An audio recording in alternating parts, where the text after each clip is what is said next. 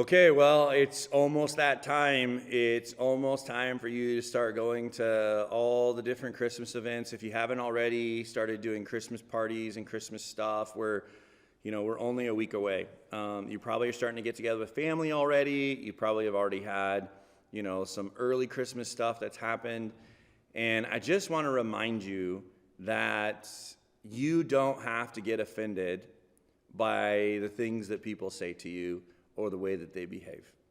Like, it seems like the act of being offended has been so completely and totally interwoven into the fabric of what it means to even be a human being in America these days, that if you're not offended, there's something wrong with you. But can I tell you something?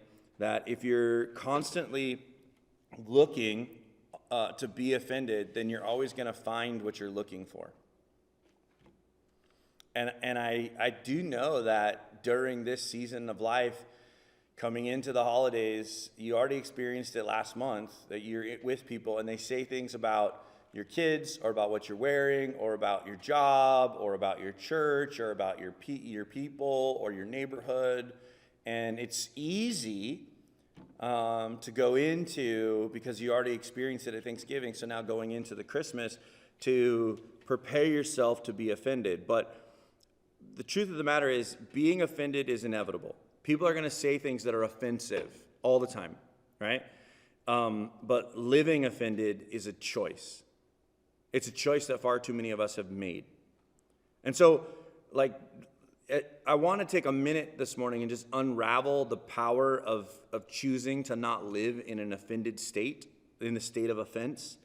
Again, people are going to say things that are rude and mean and nasty, and it's not wrong to be offended, but to choose to live in that offense is when they steal your power, they take away your peace that was God's gift to you from the beginning. In Romans chapter 12, the Apostle Paul writing to the church of Rome, meanwhile, when Paul's in Rome, a majority of the time that he's in Rome, he's in prison. And sometimes he's on house arrest, and sometimes he's actually in prison. And the reason that he's there, as we've learned in the past in the letters that he wrote to Timothy and Titus, is because he's proclaiming the gospel and it's making the Roman leadership uncomfortable, this concept of that everyone is equal in the eyes of God when they live in a system where people aren't equal in the eyes of anyone. There's a caste system, there's slaves and there's rich, and there's a big gap between the super poor and the super rich. And so when Paul is writing, you have to take into account all of Paul's writings when you're listening to Paul, because they all kind of inform each other, because he gives you a better sense of who Paul is, right? So as Paul writes it, listen to what he says. He says, "Bless those that persecute you. Bless and do not curse. Rejoice with those who rejoice. Mourn with those who mourn. Live in harmony with one another. Don't be proud, but be willing to associate with people of low position. Don't be conceited. Do not repay anyone with evil for evil. Be careful to do what is right in the eyes of everyone. If it is possible, as far as it depends on you, live at peace with everyone." And so when Paul is talking, he's not talking about this from some intellectual classroom philosophy. He's talking about real life. He's talking about, I have people who have beaten me, thrown me in jail, tried to kill me, wish I was dead, and I'm telling you that and some of them I thought were my friends. Some of them were people I've known when I was growing up. Some of them, were people who betrayed me and turned their back on me, and people that weren't very good to me. And I'll be honest, I can resonate with that. There's a lot of people that I thought were close to me over the years that turned out to stab me in the back or talk smack about me or leave me high and dry. And so when I'm giving you this education on not living in permanent offense, but to feel the offense and then move forward, what I'm telling you is in the same way, Paul, on a different level than me, obviously, because he's the Apostle Paul, but I'm not telling you this from some intellectual classroom experience. I'm telling you this from real life. And so when Paul uses this phrase, right, that you're not supposed to repay evil with evil. Now go all the way back to the top at verse 14 when he says, "Bless those who persecute you, bless and do not curse." All right? That phrase that he's using there, bless, in the original Greek that he's speaking it's eugeo, right? It might sound something familiar to a word that we use in English nowadays, eulogy, right? And it literally means to speak well of or wish the blessings for someone. When you give a eulogy, you're speaking the blessing that this person's life was to the people because now they're gone. You're memorializing them by speaking a blessing to everyone here. I was so blessed to know them because. That's the point of a eulogy. Now, too many times, because that person offended you, we get up and we eulogize this person, and instead of the eulogy being a blessing, what we do is we curse them. And so, for the sake of our conversation, right?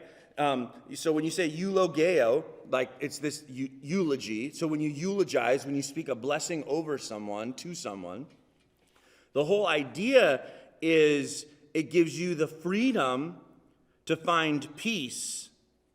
When you're always offended, that becomes impossible.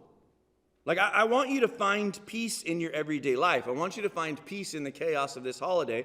I want you to find peace in the regular nonsense that's going to happen in your work environment. But if you're always looking to be offended, if you're always looking for, what did you say? If you're always looking for, like, what'd you mean by that? Or, like, oh, here they come. They're going to say something that's rude. And honestly, like, some of the elder people in our lives sometimes say things that are offensive to us because, let's be honest, as we get, as we get older, we don't have the same understanding of the language of the day. And so we say phrases and things that used to be normal, maybe shouldn't have been normal, but used to be normal, and they're no longer socially acceptable. And so we say them, and then someone's offended by it. But you have to take into context, is that person being hateful? Did they mean that as negative? Or is that just a phrase that they don't know that they're not supposed to use anymore? But if you're always looking to be offended, well, I'm going to tell you something. Whatever you look for, you're going to find it. So if you want to live in peace, like we talked about last week, shalom, shalom, fully leaning on Jesus, shema, right? So like if you want that shalom, shalom, you have to depend on him, then you need to speak blessing on the lives of other people around you.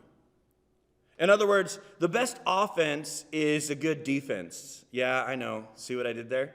Instead of being offended, right?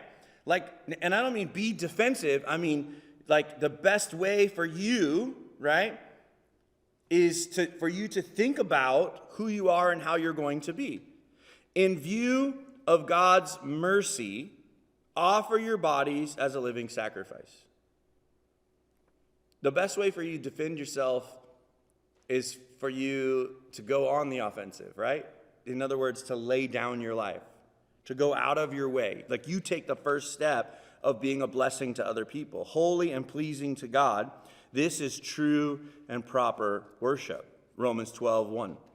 And so what Paul is saying in the moment is, like, instead of you always being offended, why don't you be willing to lay down your life? In other words, my comfort and my freedom of speech are not as important as other people finding the peace of Jesus. And so me being willing to take some insults and some hits and some blows to my ego and my preferences might be worth it because that person could experience God's love instead of me just living in offense and being combative. Also, Jesus didn't tell us to be right. He told us to be loving. So many times in our life we're offended because somebody says something about us that we don't think is true or accurate. But Jesus teaches us something completely different. He teaches us that, they hated me, they're going to hate you. Paul says it like this when he writes to the church at Ephesus, Ephesians chapter 4, verse 2. He says, be patient with each other, making allowances for each other, right? And he goes, making allowances for each other's faults because of your love. Now, again, it's easy for you to go into a scenario like that's going to be happening this week potentially, or maybe even just learning this now and then being able to carry it into the new year, that I don't always have to be offended by someone else's opinions or thoughts. Their political opinions, their thoughts on how I should raise my kids, their experience or their life experience and how they describe certain people. I don't always have to be offended. I can actually, without being a jerk, I can actually just ignore what people are saying. I can just ignore it. Like, I don't have to let that affect me or change me, because if someone's being an idiot, I can still just live my life. And any time, because if I'm called to be this living sacrifice, if I'm called to be loving, anytime the devil can distract me by someone else's words that are offensive, then what happens is that I'm no longer doing the deal that I'm supposed to be doing. I'm off mission now because I'm in my feelings. So I feel it, but then I move past it. I'm not going to let it have ownership of me. And so I'm offended, but I'm not going to live in that offense. I'm going to be quick to forgive and then move on. Because the truth of the matter is that your life is too grand. God's plans and purposes for you are too big for you to have it cluttered up with petty offenses. Proverbs 19:11 says it like this: a person's wisdom yields patience. It is to one's glory to overlook an offense. The book of wisdom says, look, you're the better person. You take the high road. It makes you look better as a leader, as a parent, as a friend, as a neighbor. It makes you just better in the eyes of others and clearly in the eyes of the author of Proverbs to just move past it, that it's not worth it. Don't give it ownership. Don't let it affect how you live. Yes, feel it, but then move past it. If you're taking notes, number 4, love isn't seeking to win the argument. Love seeks to protect the relationship. So many times in our marriages, with our children, with our family members, but I'm right. Well, you being right or you being within your rights isn't as important as that person being loved. Sometimes, Jesus was within his rights to crawl down off that cross. Jesus was within his rights to, when Peter chopped off the guard's ear in the garden, to just let it happen. Jesus would have been within his rights to call down an army of angels to just destroy everybody that got in his way. But what did Jesus do? Well, there you go again, Pastor, it's not Easter. No, again, I'm telling you. You can't separate the two. And so when you think about the whole of Jesus' life, or the whole of the Apostle Paul's life, or the whole of your life and how you're living, and these models that we have on how we're supposed to live as Christian leaders, as Christians, as parents, as classmates, as co-workers. Go back to Romans chapter 12. He says, if it's possible, as far as it depends on you, live at peace with everyone. And the only way you can do that is to not get stuck in a life of constant offense, right? I don't know how to say it. I know it's very Gen X of me to say it like this, but hey, you just got to get thicker skin. What I mean by that is to be so surrounded by God's love that, and be so centered in the peace of God, not just be tougher.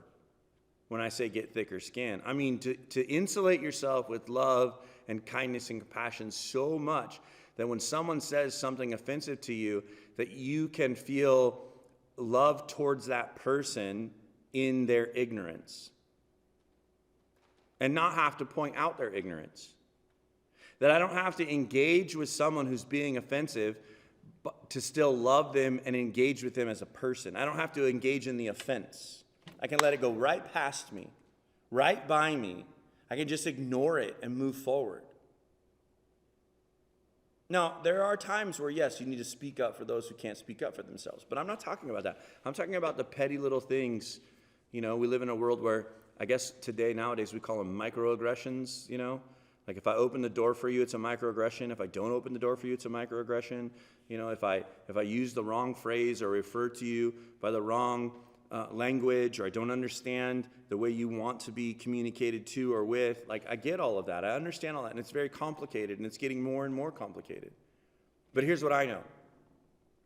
I know that the goal is for me to demonstrate the love of Jesus. And so the biggest thing is not to be offended by someone else's preferences. Some of you, listen now, come on. You're offended because someone else has an opinion, but you have an opinion. It's just different than theirs. So just relax and keep the main thing the main thing. Focus on love, focus on peace, focus on kindness, focus on second chances and new beginnings. Offense is found especially when it's sought after, but love is found when we practice it. You got to go looking for offense. I'm going to be honest. But love is abundant and everywhere if you just let that love show, let it shine. You know, it just brings me to this moment right now where we just go, well, why am I letting that person have so much say in my life anyway? Why am I letting their opinion of me or my family or where I come from or the color of my skin or my background or whatever, why am I letting their opinion affect me anyway? God knows who I am, and he loves me, and he gave his life for me. I must be pretty important if he did all of that. And so together we choose love. Lord, help us to do that. Lord, help us to choose love over being offended. Lord, it's easy to get caught up in being right or being within our rights as people.